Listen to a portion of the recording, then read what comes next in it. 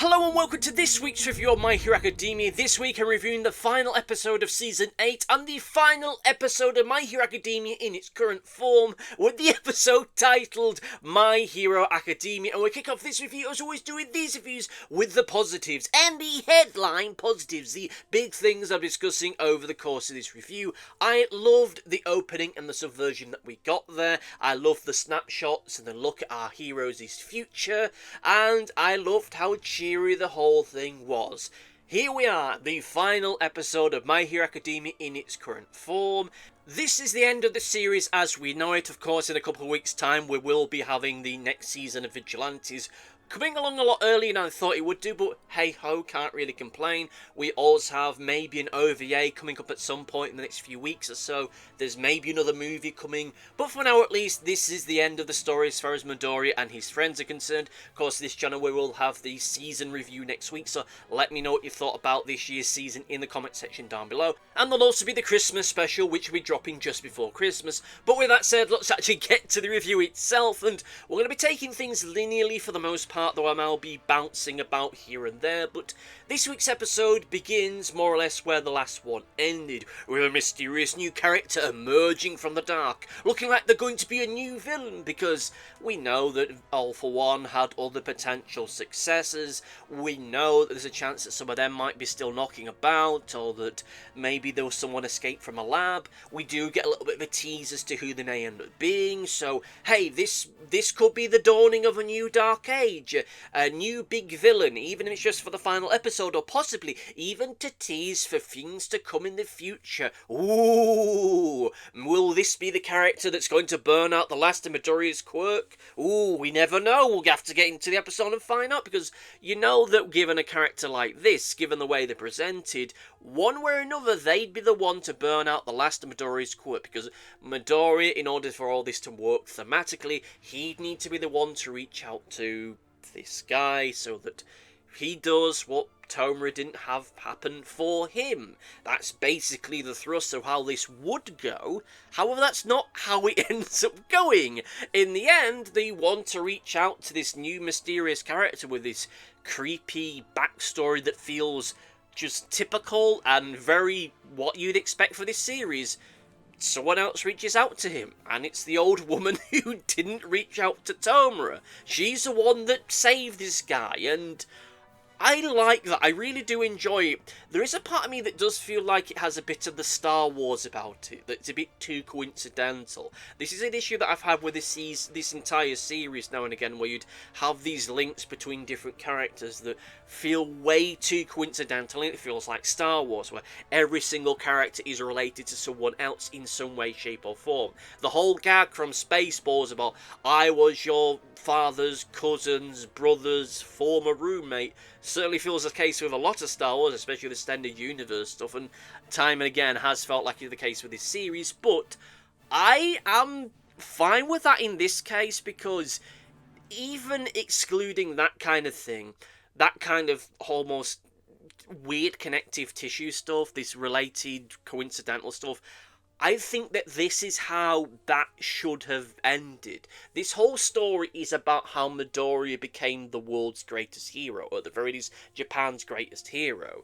And given everything we've seen of this world, he would need to be more than just the guy that defeated the big bad villain. He would need to try and instill some kind of societal shift, and inspire people to be more proactive to help people around them, whether they have quirks or not. And this is a sign that he has done that to some degree, even though it's only a matter of weeks or months or possibly even days since all this went down. Sure, he isn't the only one that's doing this stuff. We see that Hawks has started to change how the Billboard chart works in Japan to include people that don't have quirks and just everyday citizens trying to do the right thing. And later on we learn about how Ochaco and Froppy are going to the schools to counsel kids with quirks, and all that stuff is great, and it just shows that there is this greater shift within society that Midoriya, one way or another, has had a hand in doing. And even if the grandma character wasn't the same one that didn't reach out to Tomura all those years ago, the fact that it is just a normal civilian that goes out there to see if this kid is okay, I think is a perfect sign of just how this world has changed, and that at the end, this is a series where the hero saves the world by doing more than just punching the bad guy really, really hard in the face, which, to be fair, he did, but it shows that there is a change here, that shows how things are going on. And it ends up reinforcing the idea that we had in the past of many of our villains throughout this series are people that went down the path that they did because there was no one there to help them. There was no one there to reach out to them or to try and save them. And that things could have gone very differently had someone actually done that. I'll grant you that, as I've mentioned in the past, I don't think that All For One would have been happy had someone saved Tomura, and he would likely have taken steps to try and stop that change, to try and stop that saving, or to undermine it, or to just totally undo it. But that's a video for another time. And again, if we ignore this character's history, this is just a random citizen doing this. They're not using a quirk, they're not using a superpower, they're just reaching out to this person. And yeah, I think that that's great, and it does reinforce the idea of this series of you don't need powers to be a hero. You don't need superpowers to be a superhero. You just have to be there at the right moment. And from a certain point of view, the whole thing of the woman reaching out to this guy, it thematically makes for a better ending image than what we got. Though with that said, I'm fine with what we ended up getting in the end. As at the end, this shows how this world is changed and is changing for the better. And it's all because of our heroes. Again, not just because they defeated the villains, but because they're changing how the world approaches people. And how it approaches those people who can become villains. More likely still needs to be done, but at the very least, we're seeing this societal shift happening with this world. And we get hints that it's working when we get to the latter half of this episode in its own way. Something more gratuitous could have been done. You could have easily have had this being the moment, like I say, where Midoriya uses the last of his quirk to try and save this person. Either by fighting through their power to save them, or getting in some big, long fight with this guy, or this is just a mechanism to save this character for a future OVA, where they can be the villain there, or a sequel series, or a movie, and just have this big final action sequence that undermines everything that came before it and everything that comes thereafter. Because, you know, I know that we had the big all-for-one villain who tried to take over the world and destroy everything, and now we had Tomura who literally wanted to destroy Japan as an island. But hey-ho, here's the new villain, and oh boy, our heroes don't know what's gonna hit them. But we don't get that. We end up getting something that just further re-emphasizes what this series is about. You don't need powers to be a hero, and I think that is just fantastic. Again, you could have had something more gratuitous, but with big final action sequences, save the rest of the animation budget for this big final thing, then get into the stuff, but I'm fine with what we got, because again, I think that it does far more to stick true to the spirit of this series and what it's trying to do, more so than it is just about heroes knocking each other about, or the heroes beating up villains or what have you. That there's more to this series. It is a shonen anime, but it isn't quite as gratuitous and over the top with its violence. It doesn't revel in its violence and revel in its hero and villain bullshit in quite the same way that other series I've seen and auditioned for this review series have been. This all ends up transitioning into a couple time skips. The first time skip being just a short one, which takes us towards the end of our heroes' first year. We do get some bits and pieces in the immediate aftermath of the stuff that we've seen. We see Bakugo trying to do more of his physical therapy stuff, and that stuff is done well. I will admit that it feels odd for us to get a time skip to the end of their third year and not really have anything leading up to that moment, because it doesn't really tell us much about what those characters did in that remaining year and a bit that they were still at UA. We're not really learning anything else here. Look, let's be honest, the final half of this episode is fan service in a good way, but this does certainly feel like a case of, okay, I understand why the time skip stuff comes in, and I'm going to talk about it later, but it does feel odd that we don't get that much else from them when they're still at UA in the time skip stuff. We get little bits here and there, little shots of in class again, we get the physical therapy stuff with Bakugo, but not much else, and we don't really learn anything else here. But there is also the case of that well, if they just ended it here, people want to find out what happened next, so let's give them what happened when they were in the third year. But people aren't going to be happy with just what they got in what happened in the third year. People are going to want to know what happened when they became pro heroes. So it's a case of, okay, just here's a little bit more, here's a little bit more, here's a little bit more, and all those little bits are great, but it just feels odd to have them bouncing about. I mean, you could have just ended all of this with them graduating, and it would have been fine. But again, you'd have had people wanting to see them as pro heroes. All this stuff is fan service, not bad fan service. It's great. Everybody gets their happy little after, their happy ever after, apart from Mineta because no one likes him, and that's perfectly fine. I suppose it does underline the thing of from a episode or so where Midoriya says, "Well, we just kept studying, we just kept learning. Our adventures at UA continued." And this again goes back to the choose your own ending aspect of this year's season. It's a case of, okay, were you more invested with the stuff of the Todoroki family? Stop watching here. If you wanted something to do with Uraraka, end here. If you wanted it to end while they were still at UA, end here. If you want to get some kind of thematic bridging between the whole you don't need a superpower to be a superhero thing, end here. You want to see them graduating, end here. You want to see them as a hero, end here. There's nothing thereafter, so that's your last chance. And I'm fine, again, I'm fine with it. Just feels weird. Just feels weird to just not get that much when they're a third year or even in their second year, but that's things for future endeavours, which I'll mention shortly. The true meat of this flash forward stuff is the future with Midoriya and his friend in their mid to late 20s. I think that it's close to maybe 11 or 12 years after the end of the stuff with All For One. It's a little screwy whiff because you got to bear in mind that we have the time skip, which is going to be about a year. And then you have the other time skip, which is about 9 years. So talking about 10 years, maybe 11 years, maybe getting in closer to 12. Hard to say. I wish it was a lot, because you have a time skip and then you have another time skip on top of that. So it's like 2 years plus 9 years, maybe 11, maybe 12. I don't know. Doesn't matter. But we do get to see all our characters now in the future, seeing what's happened to them since their time at UA has concluded. I will admit that they do ruin the surprise somewhat of showing Midoriya as a teacher too soon for my liking, as I think that would have been better as the final reveal, so to speak. Like, we see what's happening with everybody else and how they've got along and how they've been doing, and then we reveal at the end of it, oh, Midoriya's a teacher. And you could have done it in the exact same way, just change the order of it. But still, I'm fine with it. I'm more than fine with it. I love everything that happens in this episode. Even it might seem like I'm ragging on it, I do love everything that we get here. And we finally find out now who Midoriya has been telling this story to. I know that mechanically he's the narrator to the audience. His internal monologue and everything we've seen from him over the course of this series explaining things aren't necessarily obvious to us when we're watching it.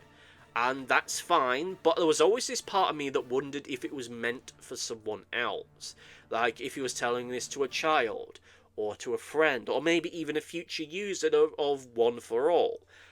But no, we find out that this has all been part of him just keeping notes and writing down everything down that's happened to him over this time period. Everything that happened to him during that first year. From the moment he met All Might up until now, seemingly, or at least up until the end of his studies.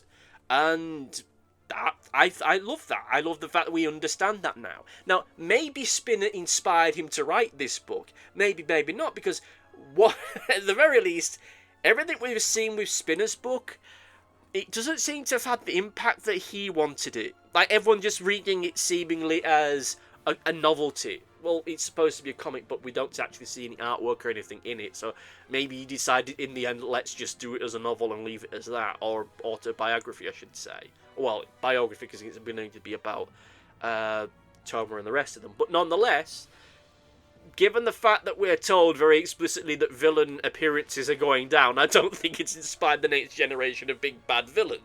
The closest thing I suppose we get to any kind of hint that it's inspiring people is the shot of the one guy reading in prison with a smile on his face. And again, you could read that smile as being anything. It could be reading as a case of he's inspiring this guy so when they get out of prison they're going to start causing a rumpus. Or maybe they're reading it and they're getting some kind of solace that there's someone out there who's gone through the same stuff as them. Or maybe they're reading it and they just find it so bloody terrible that that they just get a kick out of it. I don't know. Of course, there's always the possibility that it might have been heavily censored and altered before it was released, and that's maybe why people aren't getting the full effect of it. We don't know, but nonetheless, Midoriya is writing his own book. He's planning on, well, he's writing his own notes. Maybe he's planning on writing his own book to give a fuller story as to how things really went down. You've had Spinner's side of the story, you've had the villain side of the story. This is how it went down. This is the story of My Hero Academia. And this does go some way. Spinner's book existing does explain why Midoriya knew so much about what happened with the villains. Because his entire story is told almost exclusively from his point of view, apart from the odd episode here and there where it's told from Ochaco's point of view. And it's understandable those two are still going to be close and still going to be friends, so she would tell him stuff about what happened here or there. The only question was, okay, what happened with the other characters? And we know that he went into Tomora's mind a few episodes ago, so we'll know stuff from there.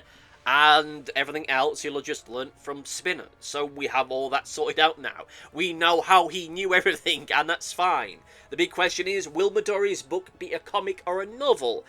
That's a question you can answer down in the comment section down below if you are so inclined.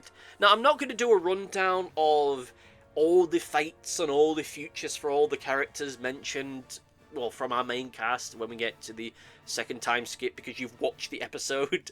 And the episode ends with the credits giving us a fuller rundown.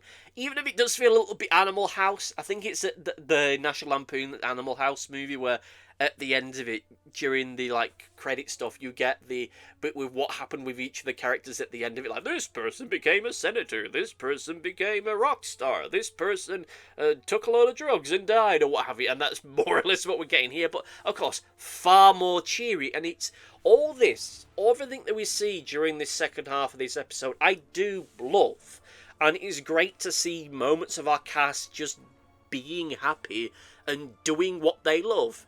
Mineta being largely overlooked by everyone aside, this is brilliant. I really do love it. And oftentimes you see characters going down paths that you didn't quite expect.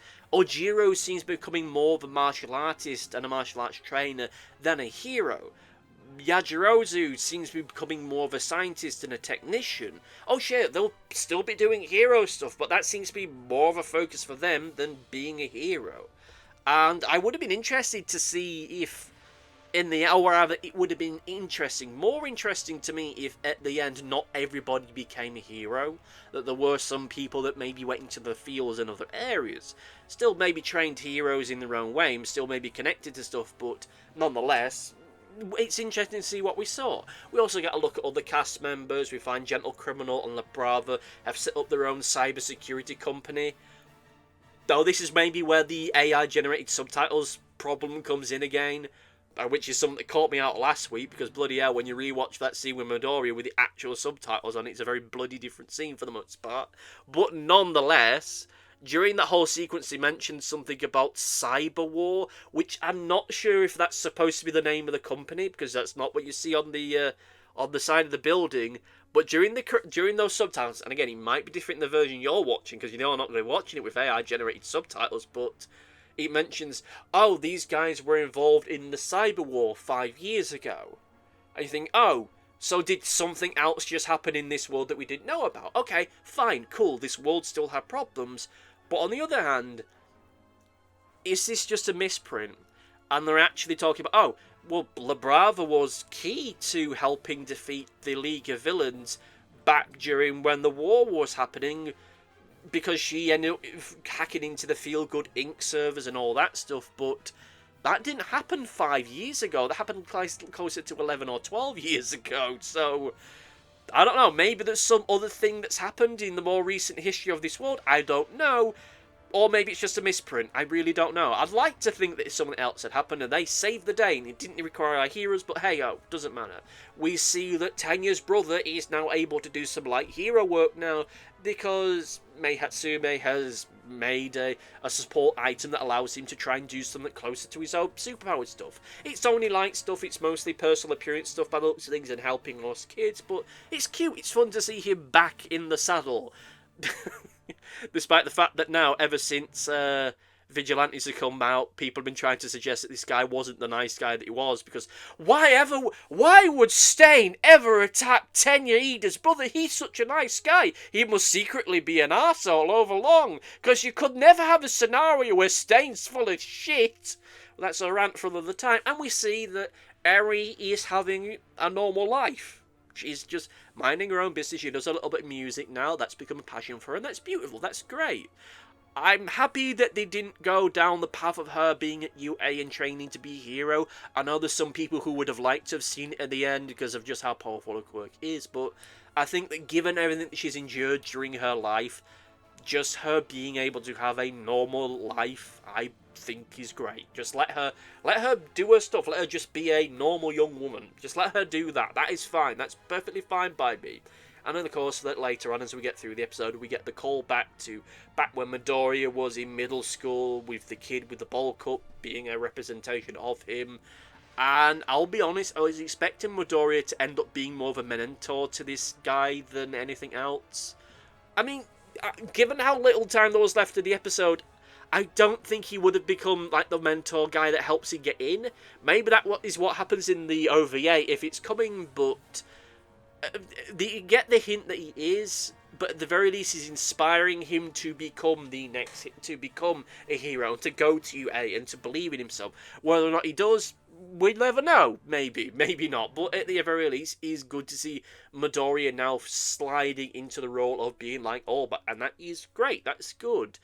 And I will say that more generally, it feels like everything that happens with the cast makes sense for them.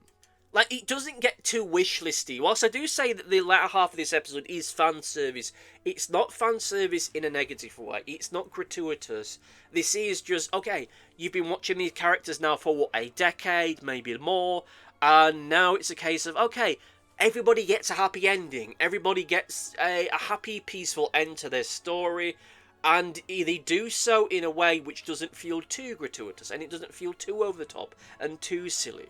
We don't have a case of, oh, our entire cast now makes up the entire top 20 of pro heroes in Japan. They're even charting in charts in other countries. They all work for the same agency. This character got with that character, and everything's great and wonderful with these guys. And whilst, yes, everything's great and wonderful with them, it's not so wild that now they are the super big, super powerful, superpowers people in like the way they would have been. Everybody gets a very logical ending for who they are and their personality, and there's still some surprises here and there. Like, we have the little bit of when Midoriya's walking through. I think it's Midoriya walking through, it might be someone else, and you see on the posters of the characters now doing merch deals and doing branded things, and you see Tokayama as being one of them. I was going to do a video at some point of which characters are more likely to sell out, and this helps to do that, but that's a wishlist video for the not too distant future. But still, I do love seeing all of this, because at the very least, like I say, everything feels like this is the logical conclusion for each of these characters. That whilst they are pro heroes, not all of them are going to be the absolute top of their game, and some of them just save the world in their own way. With stuff we see with Ochaco and Froppy, they are there to make sure that there isn't a new generation of villain coming through. They are there, and I imagine that this is motivated in no small part by the regrets and the survivor guilt that Uraraka has regarding what happened with Toga. She understands Toga never had anyone for her when she was in a vulnerable and impressionable part of her life. Now she's making sure that no one else goes down that path by doing these things where she'll do counselling at schools on the part-time. And we're seeing these characters, for the most part, doing stuff that isn't just going on TV and doing promo stuff when they're not saving the day. This is all great, and it shows how this world is changing. Yes, you do get some of the sellout stuff as well, and yes, we got Bakugo really struggling to actually be a hero in the pro hero chart sense of it, but still he gets respect from some of the older heroes, and that's all great stuff. I love everything that we end up seeing here. It's brilliant. I really do love it.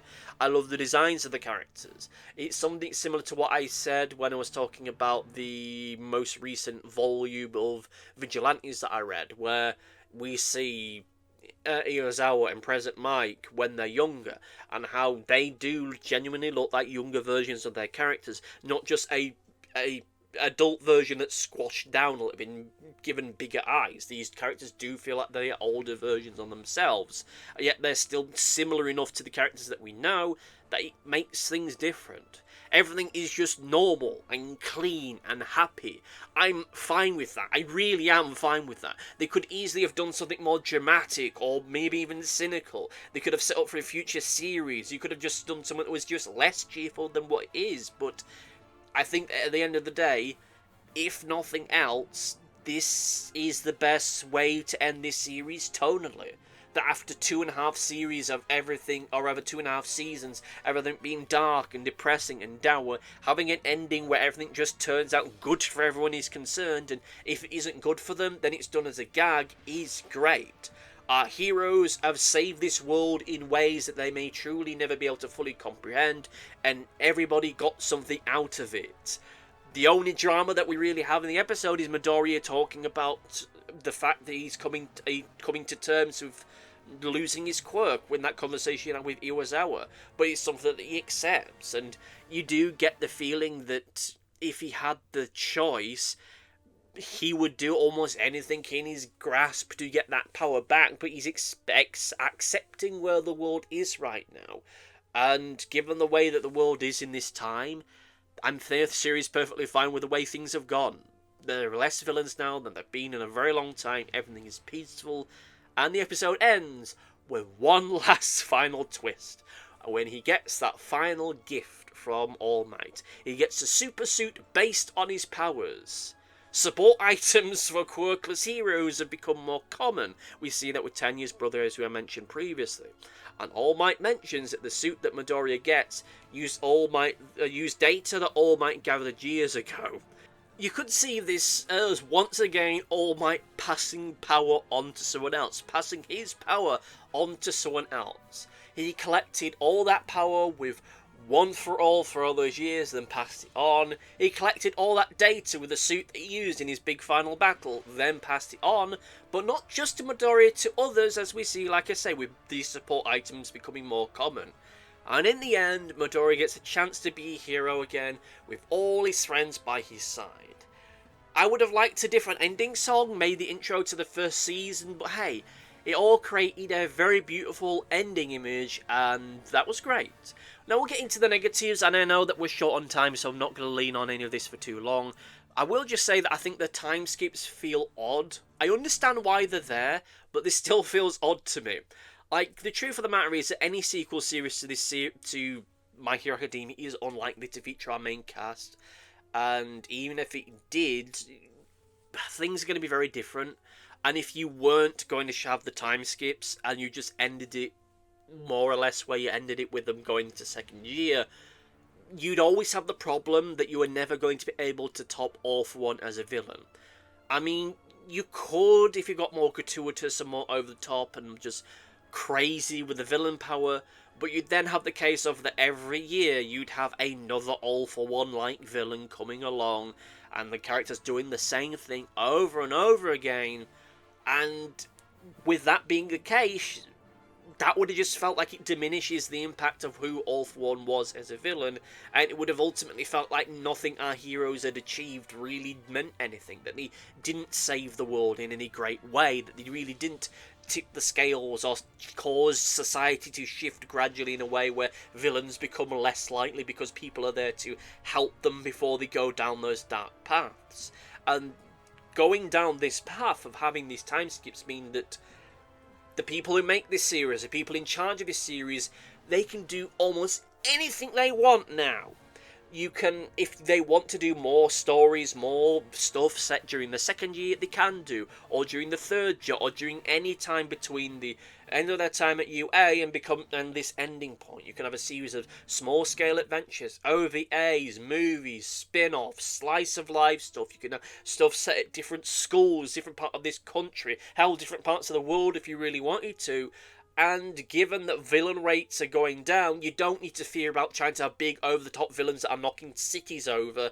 You could just have stuff that's a lot more focused and smaller scale. Have villains that specifically challenge a certain aspect of these characters, or certain characters themselves.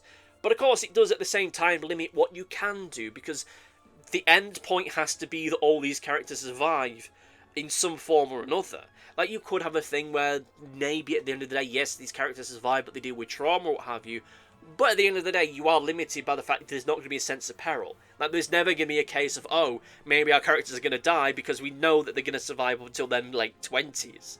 Or maybe you give the suggestion that, oh, maybe that was something that could be retconned. I don't know, but it feels odd that you would end up cutting out so much potential with these characters, but at the same time, I know why they did it, because then you can never have the case of, okay, let's have year 2 for these characters at UA, and now here's all for 2, all for 1, 2, or what have you. You don't have to worry about that now, but at the same time, it feels odd to then just say, okay, nothing really happened with these characters for a good 9 years, or 10 years, or what have you, but nonetheless, let's get into the overview and say that this was a fantastic episode. A close to perfect way to end this series. I was honestly thinking I wouldn't have much to talk about. Here we are, nearly half an hour into this, or just over, because I have to take in consideration the intro and stuff. With all that said and done, however, let's get into Comment Corner! It's time for Comment Corner. I'll go through this quickly because, like I say, we're running very, very over time. First up, we have Big X1 who says, it feels odd to think that this time next week the series will be over.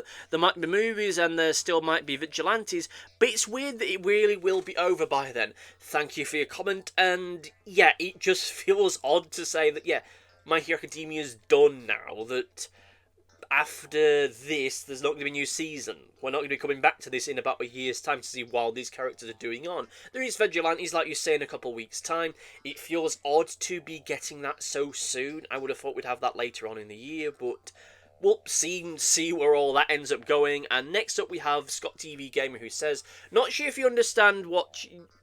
I misunderstood what you meant, or it was a mistake with the version you watched, but Deku never said anything about him and the hero stopping Spinner. Spinner said that the heroes will eventually forget all about Shigaraki and reassured him that will never happen.